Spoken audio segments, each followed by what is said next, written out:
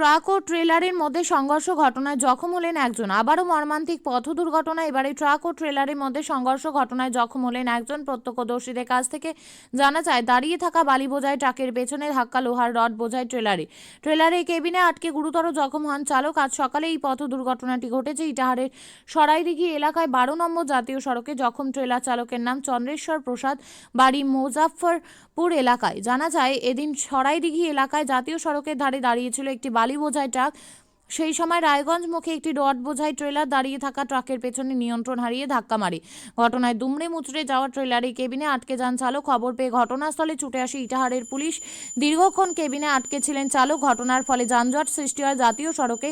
এরপর হাইওয়ে কর্তৃপক্ষ সকাল আনুমানিক 10টা নাগাদ ট্রেনের সাহায্যে ট্রাকটিকে সরালে পরিস্থিতি স্বাভাবিক হয়। পুলিশ ট্রেলারের কেবিন থেকে চালককে গুরুতর জখম অবস্থায় উদ্ধার করে প্রথমে ইটাহার গ্রামীণ হাসপাতালে ভর্তি করেন। পরবর্তীতে তাকে ইটাহার থেকে রায়গঞ্জ মেডিকেলে রেফার করেন চিকিৎসক। দুটি গাড়ি পুলিশ থানায় নিয়ে যায়। প্রাথমিকভাবে পুলিশের অনুমান, ঘন কুয়াশার ফলে দুর্ঘটনা ঘটেছে। পুলিশ ঘটনার তদন্ত শুরু করেছে।